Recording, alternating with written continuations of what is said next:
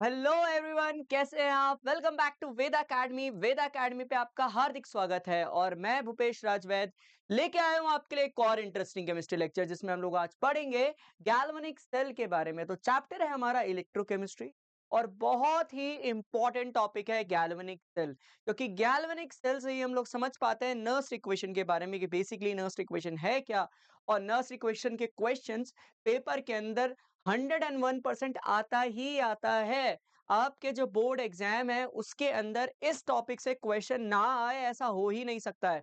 तो बहुत ही important topic है। ठीक है, तो नर्स इक्वेशन को समझने और उसके क्वेश्चन को करने से पहले मुझे ये पता होना चाहिए बेसिकली गैल्वेनिक सेल क्या होते हैं।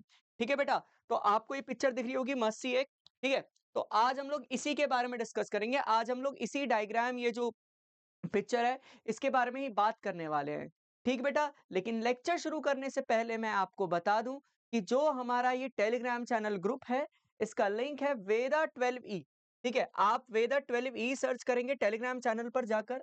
ठीक है, आपको ये हमारा ग्रुप मिलेगा। इस ग्रुप को ज्वाइन करने के आपको बहुत से फायदे मिलने वाले हैं, जैसे आपको यहाँ पर daily PDF, quiz, discussion, doubts and polls मिलते हैं, जो आपकी पढ़ाई के अंदर आपको बहुत ज्यादा हेल्प करने वाले हैं। ठीक है बेटा, लेकिन अगर आपको चाहिए अपने सिलेबस का 360 डिग्री कवरेज, तो आप आएंगे हमारे यूट्यूब के प्लेटफॉर्म पर, जहां पर आपको रोज एक एक टॉपिक कर रोज हमारा जो है एक टॉपिक कवर किया जाता है।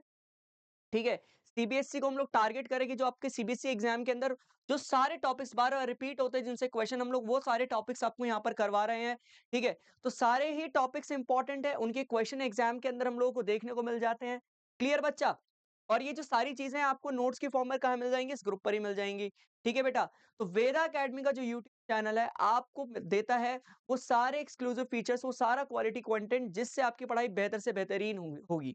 ठीक है बेटा, यूट्यूब के साथ-साथ हम लोग आपके पास आपसे जुड़े हुए हैं इंस्टाग्राम चैनल के थ्रू, इंस्टाग्राम पेज के थ्रू। तो ये हमारा इंस्टाग्राम पेज है, वेदा एकेडमी, आप सर्च करेंगे, इसको जॉइन कीजिए, क्योंकि यहाँ पर बहुत सारा इन्फॉर्मेटिव और क्रिएटिव कंटेंट आपका वेट कर रहा है, आपको बहुत कुछ सिखाने के लिए।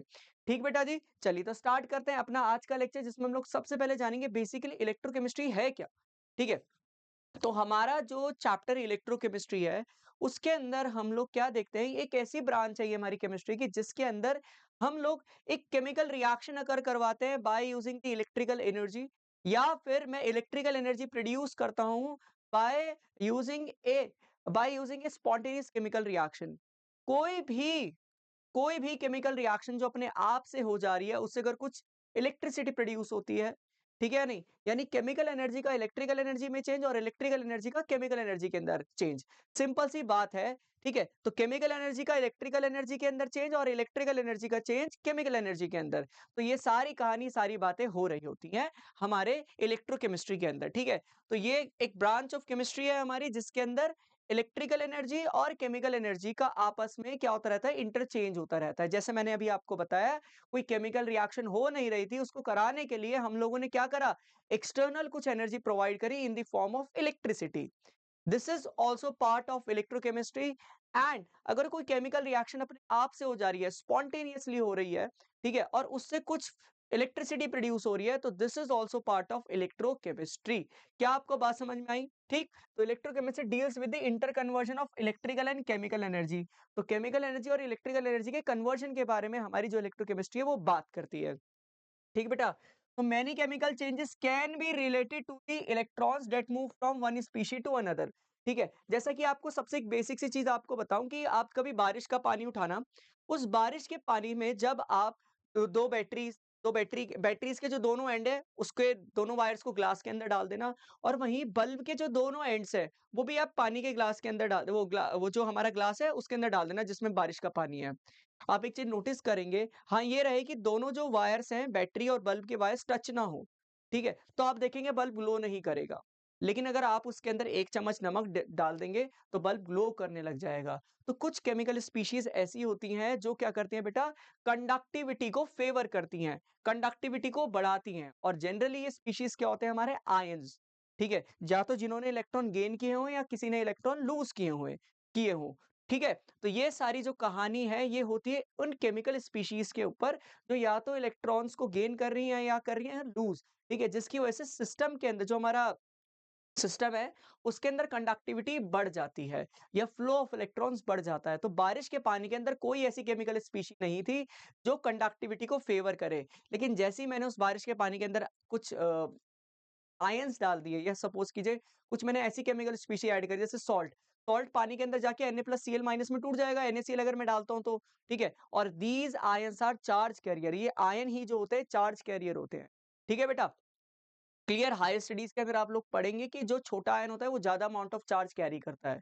ठीक, क्लियर। अच्छा, often this electron exchange can be capture to do electrical work external to the chemical system, ठीक है, लाइक बैटरी, फ्यूल सेल, इन सब के बारे में हम लोग बात करते हैं। और ये भी इस चैप्टर का पार्ट है। लेड स्टोरेज बैटरी मैं आपको पढ़ाऊंगा यहाँ पर, ठीक है, समझाऊंगा कि बेसिकली क्या होती है, क्योंकि वो बहुत ज्यादा इंपॉर्टेंट है आपके board examination point of view से। इस चैप्टर के कुछ टॉपिक्स इतने ज्यादा इंपॉर्टेंट है कि आप उनको छोड़ के जाने का रिस्क नहीं ले सकते। जैसे कि ये गैल्वेनिक सेल, नर्स्ट इक्वेशन, ये एक ही पार्ट है। फिर आप फेरेडे सेकंड लॉ, जो हमारा फेरेडे सेकंड लॉ है, ठीक है, और फेरेडे फर्स्ट लॉ है, फर्स्ट और सेकंड लॉ दोनों को छोड़कर ना जाएं।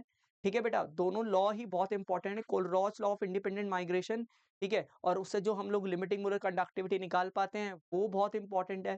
क्लियर बच्चा, लेड स्टोरेज बैटरी बहुत इंपॉर्टेंट है। तो ये सारे टॉपिक्स बेटा जबरदस्त तरीके से इंपॉर्टेंट है। कंडक्टिविटी और मोलर कंडक्टिविटी का वेरिएशन विद डाइल्यूशन क्या होता है, तो ये भी टॉपिक बहुत ज्यादा इंपॉर्टेंट है। क्लियर, तो इन सभी टॉपिक्स को हम लोग डिस्कस करेंगे अपने इन्हीं सीरीज के थ्रू ही, जो सीबीएसई पॉइंट ऑफ व्यू से काफी ज्यादा इंपॉर्टेंट है। ठीक बेटा, अक्सर क्या होता है, the electric energy can be use to bring out chemical change, electrolysis, battery charging. ठीक है, कई बार क्या होता है कि हम लोग एक केमिकल प्रोसेस को करवाने के लिए हमें क्या चाहिए होती है, इलेक्ट्रिसिटी चाहिए होती है। तो वो सिंपल सा क्या हो गया हमारा इलेक्ट्रोलिसिस प्रोसेस। ठीक है, क्लियर। तो इलेक्ट्रो जो क्लोर अल्कली प्रोसेस होता है, यानी क्लोर अल्कली क्या होता है कि हम लोग NaCl से क्या बनाते हैं, NaOH बनाते हैं, क्लोरीन गैस और हाइड्रोजन गैस। तो उसके अंदर हम लोग इलेक्ट्रोलिसिस प्रोसेस का ही यूज करते हैं। वहां पर हमें एक्सटर्नल एनर्जी डालनी पड़ती है in the form of electricity. हम लोग क्या प्रोवाइड करते हैं, उसे इलेक्ट्रिकल एनर्जी प्रोवाइड कराते हैं अपने रिएक्टेंट्स को। फिर वो किसके अंदर कन्वर्ट हो जाता है, हमारा NaCl, हमारा NaOH, hydrogen gas and chlorine gas, इसके अंदर कन्वर्ट हो जाता है। तो हुआ क्या, आपने केमिकल रिएक्शन करवाने के लिए इलेक्ट्रिसिटी का यूज करा, सो दिस इज इलेक्ट्रोलिसिस। लेकिन जब आप एक केमिकल रिएक्शन से क्या प्रोड्यूस करें, इलेक्ट्रिसिटी, ठीक है, इलेक्ट्रिसिटी। तो यहाँ पर हम लोग क्या देख रहे हैं कि आपने एक फॉर्म ऑफ केमिकल एनर्जी को फॉर्म ऑफ केमिकल एनर्जी के अंदर कन्वर्ट कर दिया, सिंपल, जो कि आप अभी तक पढ़ते आ रहे हैं। Energy can neither be created nor be destroyed but it can be converted into one form to another. ठीक है, सिंपल, आप ये पढ़ते हुए आ रहे हैं। क्लियर। तो आज हम लोग सबसे पहले पढ़ेंगे बेसिकली सेल्स क्या होते हैं। सबसे पहले कि यह जो हमारे सेल है उनका मतलब क्या होता है। देखिए, सेल्स दो तरह के होते हैं, एक होते हैं हमारे इलेक्ट्रोकेमिकल और एक होते हैं इलेक्ट्रोलिटिक।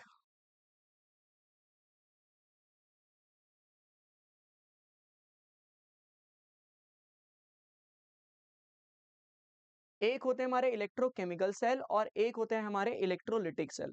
तो electrochemical cell and electrolytic cell दोनों ही इंपॉर्टेंट है। ठीक है, दोनों ही हमारे सिलेबस का पार्ट है। इलेक्ट्रोकेमिकल सेल होते हैं जो एक केमिकल रिएक्शन जिसके अंदर केमिक जो किसी एक स्पॉन्टेनियस केमिकल रिएक्शन जो है वो क्या करती है, certain amount of electricity produce करवा देती है। ऐसे डिवाइस को हम लोग क्या बोलते हैं बेटा, electrochemical cell device which converts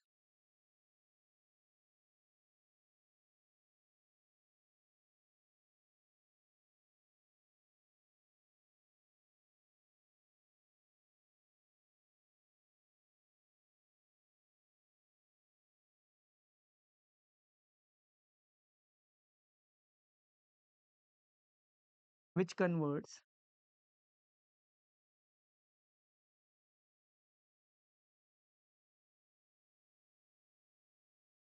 chemical energy into electrical energy, which converts chemical energy into electrical energy, जो केमिकल एनर्जी को इलेक्ट्रिकल एनर्जी के अंदर कन्वर्ट कर देते हैं,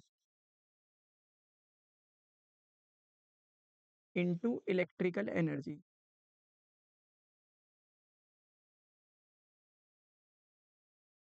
ठीक है, जो केमिकल एनर्जी को इलेक्ट्रिकल एनर्जी के अंदर कन्वर्ट कर देते हैं उन्हें हम लोग क्या बोलते हैं बेटा, इलेक्ट्रोकेमिकल सेल। और वही इलेक्ट्रोलिटिक सेल होते हैं जो एक स्पॉन्टेनियस केमिकल रिएक्शन को करवाते हैं सॉरी एक नॉन स्पॉन्टेनियस केमिकल रिएक्शन को अकर करवाते हैं by the means of external electrical energy.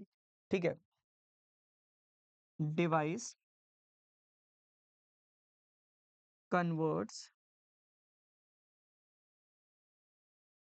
Electrical energy into chemical, simple सी भाषा में electrical energy into chemical energy.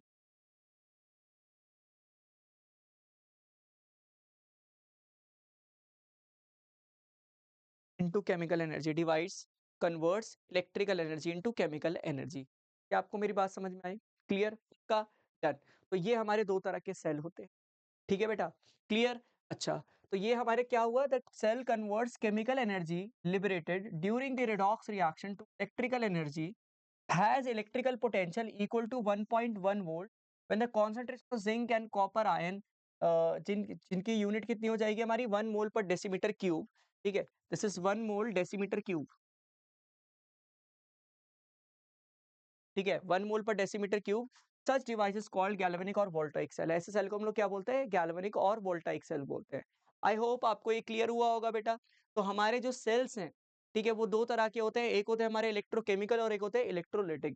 ठीक है, इलेक्ट्रोकेमिकल क्या होंगे? जो केमिकल एनर्जी को इलेक्ट्रिसिटी के अंदर कन्वर्ट करेंगे, और जो इलेक्ट्रोलिटिक होंगे वो एक इलेक्ट्रिकल एनर्जी को केमिकल एनर्जी के अंदर कन्वर्ट कर रहे होंगे।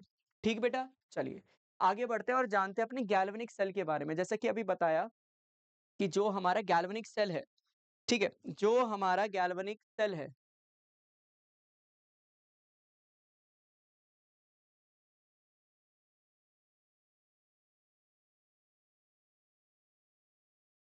चलिए, अब आपको साफ दिख रहा होगा बेटा? क्लियर है? आई होप आपको क्लियर दिख रहा है। आगे बढ़ेंगे हम लोग। ठीक है, तो मैं गैल्वेनिक सेल को यहाँ पर ड्रॉ करने की कोशिश करता हूँ। तो मैं क्या लेता हूँ, दो बीकर लेता हूँ। ठीक है, सिंपल मैं क्या ले रहा हूँ, दो बीकर लेता हूँ।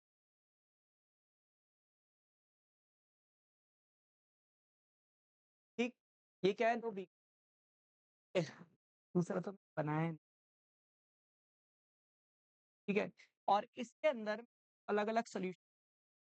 ठीक है,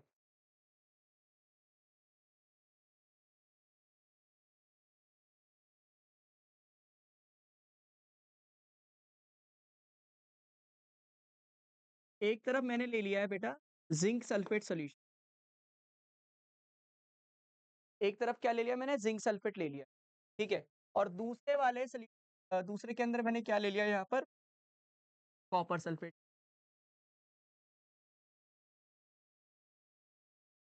दूसरे वाले के अंदर क्या ले लिया मैंने, कॉपर सल्फेट सोल्यूशन। ठीक है, अब किया क्या है मैंने, इन दोनों के अंदर, ठीक है, जैसे यहाँ देखें,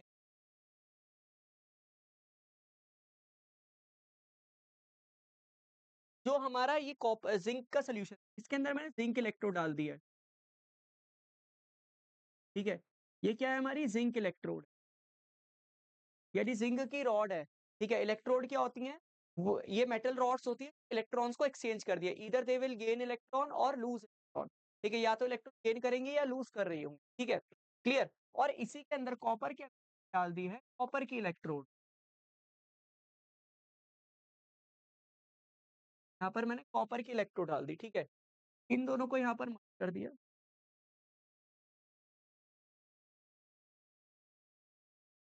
ठीक है, इन दोनों को यहाँ पर मैंने मर्ज कर दिया है। ठीक है बेटा, मर्ज करके जोड़ दिया है, और ये है हमारा वोल्ट मीटर। क्लियर? ठीक है, और बी एक और स्पेस ऐड की हुई, ठीक है, जिसे मैं सॉल्ट ब्रिज के नाम से। तो ये हमारे गैल्वेनिक सेल की बेटा कंस्ट्रक्शन है। ठीक है, इसको मैं क्या कह देता हूँ बेटा, सॉल्ट ब्रिज। इसका नाम है सॉल्ट ब्रिज। इसका हम लोग क्या कहते हैं बेटा जी, सॉल्ट ब्रिज कहते हैं। फिर से समझ क्या किया मैंने, कॉपर सल्फेट सोल्यूशन के अंदर, सॉरी जिंक सल्फेट के अंदर जिंक को ऐड किया हुआ है, कॉपर सल्फेट के अंदर कॉपर की इलेक्ट्रोड को ऐड किया हुआ है, और पीछे सॉल्ट ब्रिज है, और इनको जोड़ दिया है वोल्ट मीटर।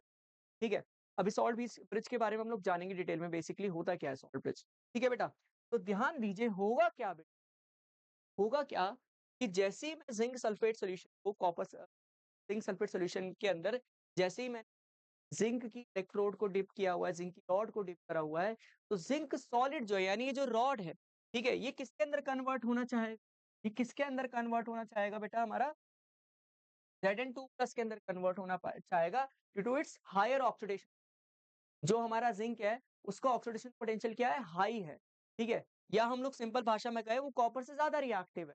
तो हायर ऑक्सीडेशन पोटेंशियल का मतलब क्या है कि वो जल्दी से अपनी सॉलिड स्टेट से एक्वस स्टेट के अंदर चला जाएगा बाय लूजिंग 2 इलेक्ट्रॉन्स, ठीक है। तो यहाँ क्या होगा, जो जिंक है वो Zn2+ से, सॉरी Zn सॉलिड से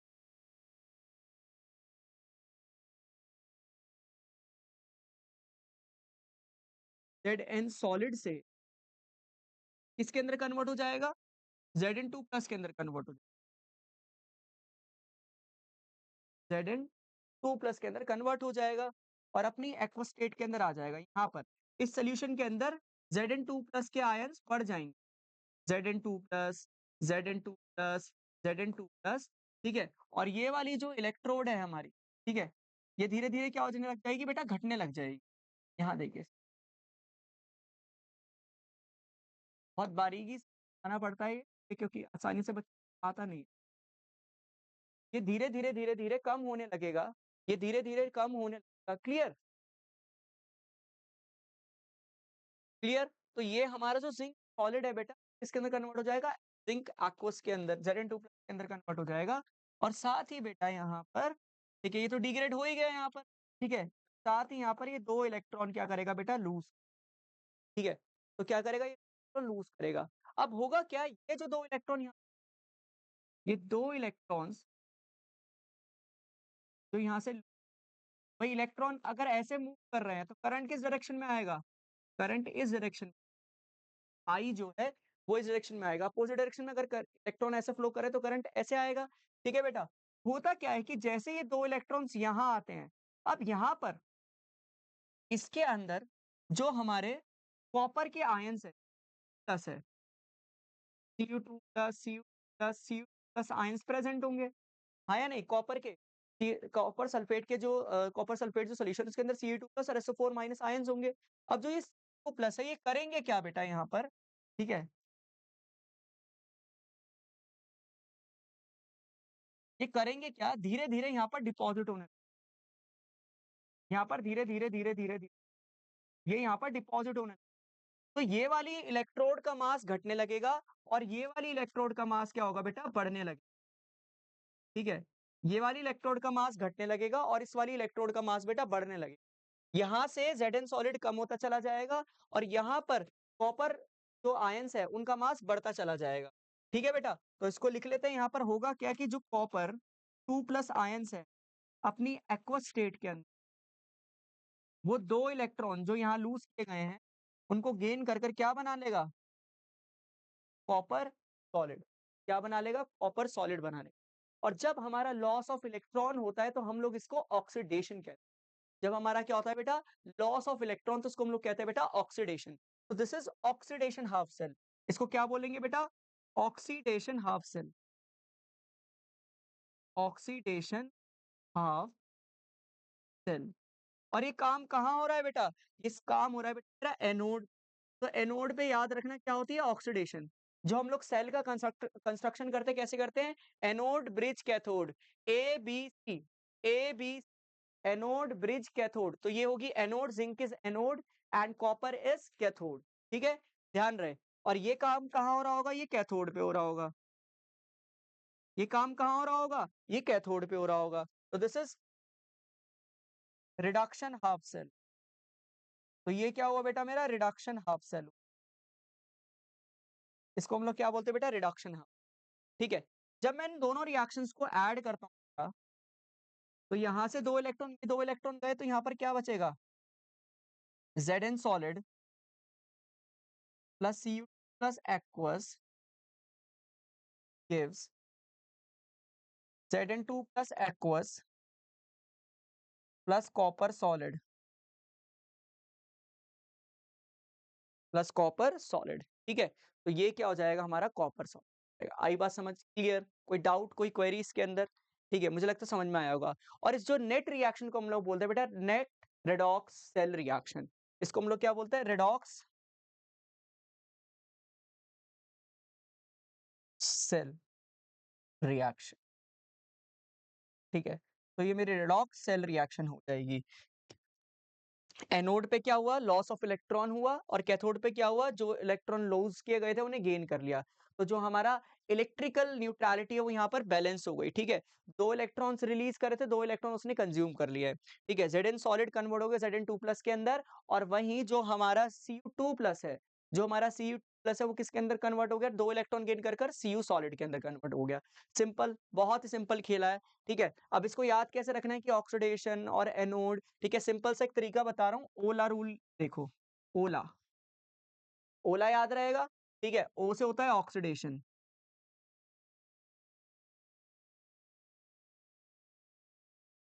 ओ से हो गया ऑक्सीडेशन, एल से हो गया लॉस ऑफ इलेक्ट्रॉन।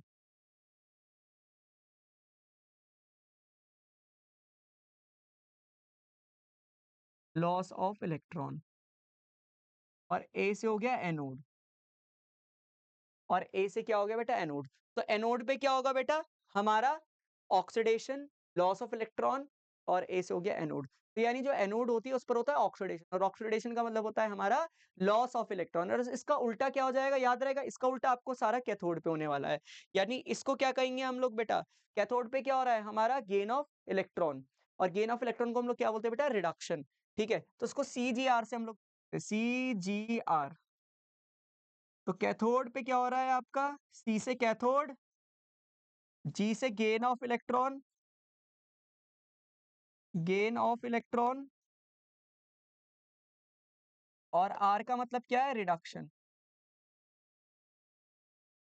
आर का मतलब क्या है? रिडक्शन। तो cathode, gain of electron and reduction. ठीक है बेटा, क्लियर है ये बात आपको? आई होप आपको ये क्लियर हुआ होगा, समझ में आया होगा। ठीक बेटा, चलिए आगे बढ़े इसके अंदर। तो ये मेरा वोल्ट मीटर है, वो sorry voltmeter galvanic cell है। लेकिन अभी भी सारी प्रॉब्लम सॉल्व नहीं हुई। इसमें एक बहुत बड़ा लूप, मतलब एक लूप होल था, मतलब बहुत बड़ी इसकी एक ड्रॉबैक थी। हो क्या रहा था बेटा जी? हो क्या रहा था, मेरा जो पूरा सिस्टम है ये एकदम से कोलैप्स कर जा रहा था। क्या हो रहा था कि यहाँ पर Zn2+ आयन की कॉन्सेंट्रेशन बढ़ जाएगी भाई, धीरे धीरे ये वाली इलेक्ट्रोड घट घट जाएगी। यहाँ पर, यहाँ पर क्या होगा बेटा? धीरे-धीरे यहाँ Zn2+ आयन की कॉन्सेंट्रेशन बढ़ जाएगी, और इस केस के अंदर जो कॉपर के आयन्स हैं, वो सारे तो यहाँ चले गए, तो सॉल्यूशन के अंदर कौन बचेंगे? मेरे सल्फेट आयन्स। ठीक है, तो यहाँ पर बहुत सारे सल्फेट आयन ऐसे घूम रहे होंगे। SO4 2-, SO4 2-, SO4 2-, SO4 2-। ठीक है, तो यहाँ पर बहुत सारे सल्फेट आयन्स होंगे, और यहाँ पर बहुत सारे जिंक के आयन्स होंगे। ठीक है, तो क्या हो जाएगा? जिसकी वजह से बेटा लिक्विड जंक्शन पोटेंशियल बढ़ जाएगा। ठीक है, जिसकी वजह से क्या हो जाएगा? लिक्विड जंक्शन पोटेंशियल क्या हो जाएगा? इंक्रीज हो जाएगा, है ना? और जो मेरा कंडक्टिविटी है वो घट जाएगी। ठीक है, अगर मैं यहाँ पर एक बल्ब लगा दूं, वोल्टमीटर की जगह एक बल्ब लगा दूं, और इस सॉल्ट ब्रिज को मैं हटा दूं, तो बल्ब एक बार ग्लो करेगा और फिर बंद हो जाएगा। बल्ब एक बार ग्लो करेगा फिर बंद हो जाएगा। क्यों? क्योंकि सिस्टम एकदम से, मतलब कंडक्टिविटी बढ़ेगी और फिर सारी कंडक्टिविटी एकदम से घट जाएगी, क्योंकि लिक्विड जंक्शन पोटेंशियल बेटा एकदम से इंक्रीज हो जाएगा। ठीक है, तो इस लिक्विड जंक्शन पोटेंशियल को मिनिमाइज करने के लिए हम लोग यूज करते हैं सॉल्ट ब्रिज। ठीक है, इस सॉल्ट ब्रिज के अंदर क्या होता है बेटा? एक इनर्ट सॉल्ट होता है, जैसे KCl और एगर एगर जेली। KCl और एगर एगर जेली होती है। तो सॉल्ट ब्रिज के बारे में जानते हैं। सॉल्ट ब्रिज बेसिकली क्या होता है? सॉल्ट ब्रिज, तो सॉल्ट ब्रिज एक यू ट्यूब या बेंड ट्यूब होती है, यू शेप्ड ट्यूब,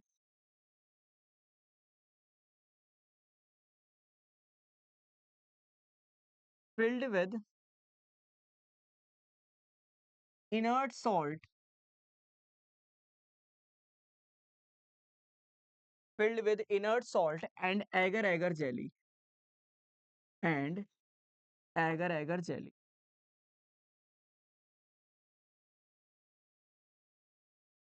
अब इस इनर्ट सॉल्ट और एगर एगर जेली का मतलब क्या होता है? ठीक है, देखिए इनर्ट सॉल्ट वो सॉल्ट होते हैं जिसके अंदर speed of cation will be equals to the speed of anion. ठीक है, सर यहाँ पर अब स्पीड का क्या लेना देना हो गया? आयंस की स्पीड से क्या मतलब है? बेटा जितनी ज़्यादा स्पीड ऑफ आयन या कैटायन जितनी हमारी स्पीड ऑफ आयन्स होगी उतनी ज़्यादा ही हमारी कंडक्टिविटी होगी, उतनी तेज़ी से करंट का फ्लो बढ़ेगा, ठीक है? होगा क्या बेटा कि यहाँ पर सपोज कीजिए Zn2+ आयन है, इन्हें बैलेंस करने के लिए कौन चाहिए? एनायन, नेगेटिव चार्ज चाहिए, तो Cl- तुरंत जाएगा Zn2+ को बैलेंस करने के लिए और वहीं K जाएगा सल्फेट आयंस को बैलेंस करने के लिए। लेकिन अगर इनको बैलेंस करते टाइम कुछ आयन ज़्यादा रह गए, कुछ कम रह गए, तो फिर से लिक्विड जंक्शन पोटेंशियल इंक्रीज़ कर जाएगा और हमारा तो मोटिव है इस लिक्विड जंक्शन पोटेंशियल को डिक्रीज़ करना, मिनिमाइज़ करना। ठीक है बेटा?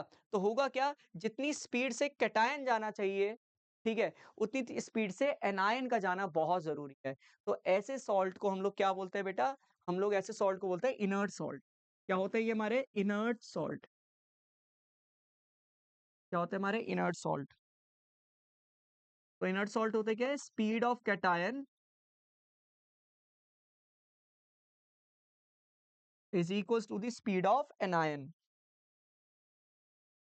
क्योंकि जो हमारे कैटायन और एनायन होते हैं, जो हमारे आयंस होते हैं, वही चार्ज कैरियर होते हैं। स्पीड ऑफ एनायन,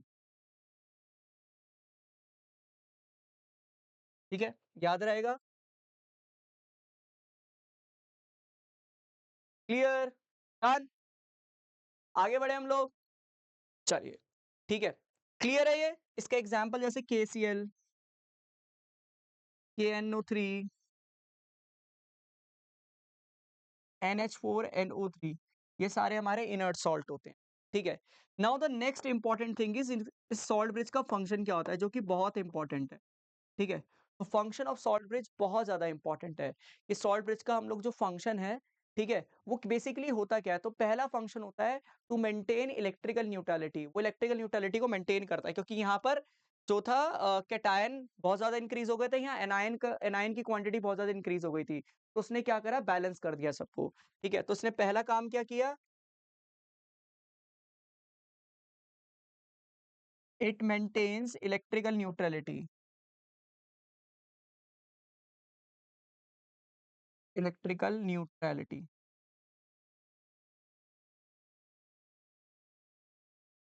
ठीक है? इसका पहला काम है इलेक्ट्रिकल न्यूट्रलिटी को मेंटेन करना। दूसरा काम है लिक्विड जंक्शन पोटेंशियल को मिनिमाइज़ कर देना, to minimise liquid junction potential.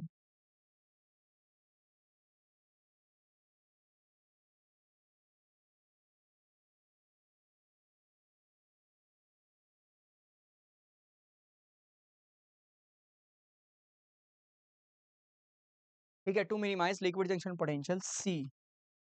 तीसरा इंपॉर्टेंट काम है इसका कि ये सर्किट को कंप्लीट करता है, ठीक है? देखिए कैटायन और एनायन जो है तो बढ़ते चले जा रहे थे, जिसकी वजह से मेरा सर्किट जो था कंप्लीट भी नहीं हो पा रहा था, ठीक है? अब सारी चीज़ बैलेंसिंग हो जाएगी तो सर्किट भी क्या हो जाएगा? कंप्लीट हो जाएगा। To complete the circuit, to complete the circuit, इसको हम लोग क्या बोलते हैं बेटा? इसको अपना सिंपल हम लोग जो है फंक्शन ऑफ सॉल्ट ब्रिज। एक और फंक्शन होता है इंपॉर्टेंट, ये क्या करता है कि दोनों सॉल्यूशंस को मिक्स होने से बचाता है। It prevents the mixing of it prevents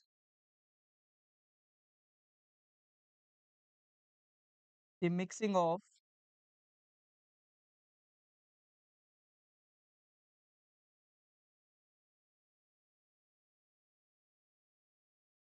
mixing of two solutions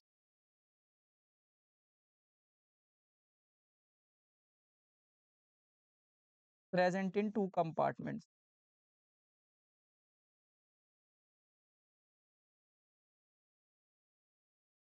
present in two compartment, ठीक है?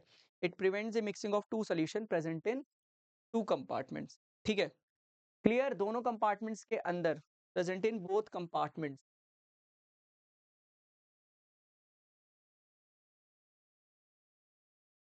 ठीक है? तो ये बहुत इंपॉर्टेंट है बेटा, सॉल्ट ब्रिज के बारे में आपको पूछने को आ जाता है, जल्दी से इसको नोट कर लीजिए, अदरवाइज़ ये टेलीग्राम पर तो मिलेगा ही आपको नोट्स के फॉर्म में।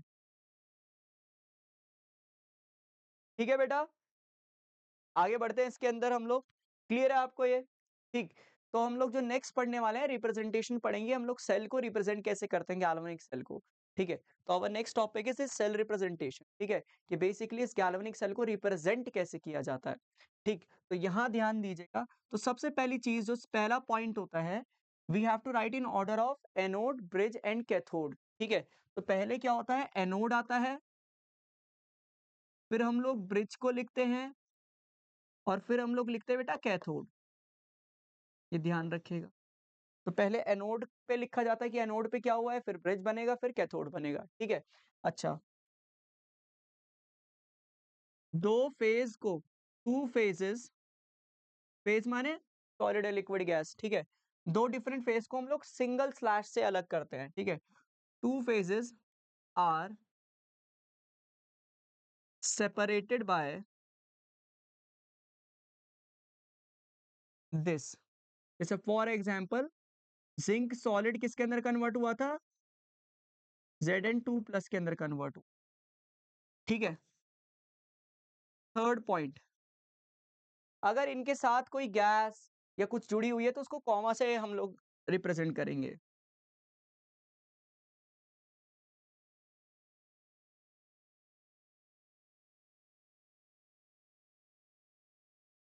Companion gas, companion species are separated by comma. तो कॉमा से रिप्रेजेंट करेंगे, कंपेनियन स्पीशीज को हम लोग कॉमा से रिप्रेजेंट करेंगे। आई बात समझ या नहीं? ठीक, क्लियर है ये चीज? पक्का? इसको हम लोग किससे रिप्रेजेंट करेंगे, कॉमा से रिप्रेजेंट करेंगे। जैसे कि फॉर एग्जांपल जैसे H2 है, ठीक है, अब H2 गैस को बेटा, H2 गैस को एक मीडियम चाहिए होता है इलेक्ट्रॉन एक्सचेंज करने के लिए, तो वहां पर हम लोग क्या यूज करते हैं, प्लैटिनम। ठीक है, तो H2 ऐसे प्लैटिनम लिखा रहेगा। फोर्थ, ब्रिज को हम लोग डबल स्लैश से दिखाएंगे, bridge represented by this double slash. ठीक है, ब्रिज को हम लोग डबल स्लैश से रिप्रेजेंट करेंगे। ठीक है, तो अगर बेटा मुझे गैल्वेनिक सेल की एक और चीज लिख देता हूं यहाँ पर, एक और point, fifth, concentration of ions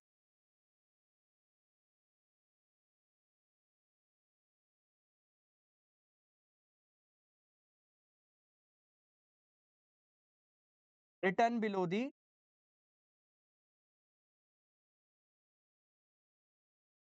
ions, ions के नीचे ही लिखी जाएगी। तो अगर बेटा मेरे गैल्वेनिक सेल के अंदर हम लोग देखेंगे, ये मेरी नेट रिएक्शन थी, ये वाली जो रिएक्शन है इसको मुझे लिखना है, तो इसको हम लोग कैसे लिखेंगे, यहाँ ध्यान दीजिए।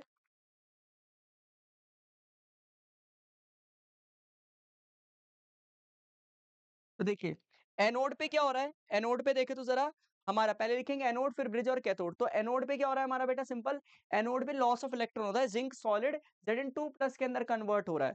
ठीक है, जिंक सॉलिड Zn2+ के अंदर कन्वर्ट हो रहा है। ठीक है, तो हम लिखेंगे Zn सॉलिड इसके अंदर कन्वर्ट हुआ, Zn2+ के अंदर कन्वर्ट हुआ, और हम लोग यहाँ है ये एक्वस, और हम लोग इसकी कॉन्सेंट्रेशन लिखेंगे कुछ। ठीक है, सपोज कीजिए 0.1 मोलर है या जितना भी है, फिर आएगा बेटा ब्रिज, डबल स्लैश से ब्रिज आ जाएगा। ब्रिज के बाद हम लोग लिखेंगे कैथोड की रिएक्शन। कैथोड पे क्या हुआ था, जो मेरा कॉपर है, कॉपर 2+ एक्वस स्टेट से निकलकर कहाँ आ गया था, कॉपर सॉलिड के अंदर आ गया था। ठीक है, कॉपर Cu2+ एक्वस स्टेट से निकलकर कॉपर सॉलिड के अंदर कन्वर्ट हो गया था। ठीक है, तो ये मेरी क्या हुई, ये हो गया मेरा एनोड, और यहाँ पर इसकी कॉन्सेंट्रेशन सपोज की 0.01 मोलर है ये। ठीक है, मोलैरिटी इसकी इतनी है, तो यहाँ ये क्या हो जाएगा, एनोड, ब्रिज और कैथोड, एनोड, ब्रिज और कैथोड। तो ये हमारी सिंपल सेल रिप्रेजेंटेशन हो गई। क्लियर बेटा? बहुत ही सिंपल, बहुत ही साधारण सा तरीका है ये सेल को लिखने का। तो आज के लेक्चर में हम लोगों ने जाना बेसिकली कि जो गैल्वेनिक सेल है वो होता क्या है।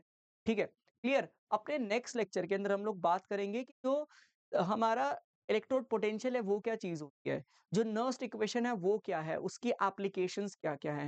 ये सारी बात बात जो है हम लोग अपने नेक्स्ट लेक्चर के अंदर बात करें। ठीक बेटा?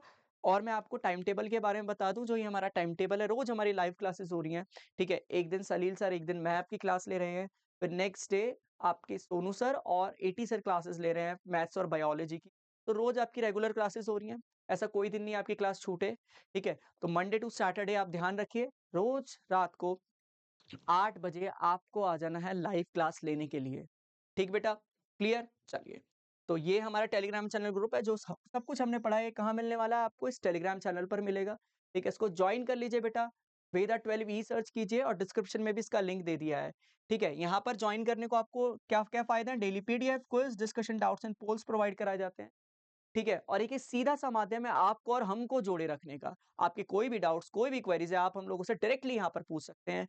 साथ ही अगर आपको चाहिए अपने सिलेबस का 360 डिग्री कवरेज, तो आप आएँगे हमारे वेद अकेडमी के ऐप पर। तो this is our Veda academy app, जिसका जो मोटो है तमसो मा ज्योतिर्गमय, जिसका अर्थ है अंधकार से प्रकाश की ओर। क्योंकि वेद अकेडमी का मानना ऐसा है, सिर्फ शिक्षा ही एक ऐसी चीज़ है जो किसी भी व्यक्ति को अंधकार से प्रकाश की ओर ले जा सकती है। और इसी मोटिव को ध्यान रखते हुए हमने ऐप के अंदर वो सारे फीचर ऐड किए हुए हैं, जो आपकी पढ़ाई को दिन-ब-दिन बेहतर और अच्छा करते हैं। जैसे सारी क्लासेस यहाँ पर लाइव होती हैं, well qualified, well experienced teachers आपकी क्लासेस को कंडक्ट कर रहे हैं, ताकि आप तक एक क्वालिटी एजुकेशन कंटेंट पहुँचे और आपकी लर्निंग ईज़ी हो जाए। लाइव क्लास के साथ-साथ आपको मिलते हैं हमारे pre recorded lecture and courses, जिनको आप कभी भी एक्सेस कर सकते हैं। ये 6 से 12th क्लास के लिए, सभी सब्जेक्ट्स के लिए एंड बेस्ट थिंग इज़ दोनों मीडियम के अंदर अवेलेबल हैं। अगर आपका मीडियम है इंग्लिश, तो इंग्लिश में पढ़ाई कीजिए, और अगर आपका मीडियम है हिंदी, तो हिंदी में पढ़ाई कीजिए। जब आप लोग क्लास लेंगे तो डाउट्स तो आएँगे ही, तो उसके लिए हमारा 24/7 डाउट सॉल्विंग सेशन, कोई भी डाउट्स, कोई भी क्वेरीज आप कभी भी पूछ सकते हैं हम लोगों से। साथ ही ऐप पर मिलता है आपको one on one mentorship feature, जो सबसे प्रीमियम फीचर है हमारे ऐप का। यहाँ पर आपको एक स्लॉट बुक करना है, उसमें date, day and time select करना है, उस रेस्पेक्टिव स्लॉट के अंदर हमारी फैकल्टीज जब भी फ्री होंगी, आपसे कनेक्ट करेंगी और आपके डाउट को रिजॉल्व करने की कोशिश करेंगी। ठीक बच्चा? तो एक जबरदस्त प्लेटफॉर्म है आपकी पढ़ाई को बेहतर से बेहतरीन करने के लिए। डिस्क्रिप्शन में इसका लिंक दे दिया है, ठीक है? जाइए और एक्सप्लोर करिए, कीजिए इसके जबरदस्त फीचर्स को। ठीक बेटा? साथ ही हम लोग आपको यूट्यूब के साथ-साथ मिलेंगे इंस्टाग्राम चैनल पर, इंस्टाग्राम पेज पर। तो ये this is our Instagram page. इस पेज को फॉलो करना ना भूलें, क्योंकि यहाँ पर बहुत सारा इन्फॉर्मेटिव और क्रिएटिव कंटेंट आपका वेट कर रहा है, आपको बहुत कुछ सिखाने के लिए। ठीक है बच्चा? क्लियर? आई होप आपको आज की क्लास समझ में आई होगी। अपने नेक्स्ट लेक्चर के अंदर हम लोग बात करेंगे एक और नए टॉपिक के बारे में। हम लोग बात करेंगे कि बेसिकली इलेक्ट्रोड पोटेंशियल कैसे कैलकुलेट की जाती है, ईएमएफ कैसे कैलकुलेट करी जाती है, और नर्स्ट इक्वेशन की हेल्प से क्या-क्या चीजें मैं और कैलकुलेट कर सकता हूं। तो नेक्स्ट टॉपिक बहुत इंपॉर्टेंट होने वाला है, अगली क्लास मिस मत करना। ठीक है? मिलेंगे हम लोग आपको ट्यूसडे को 8 बजे। ठीक है बेटा? चलिए, तो मिलते हैं अब आपसे नेक्स्ट लेक्चर में। तब तक के लिए आपको धन्यवाद, शुक्रिया और अलविदा।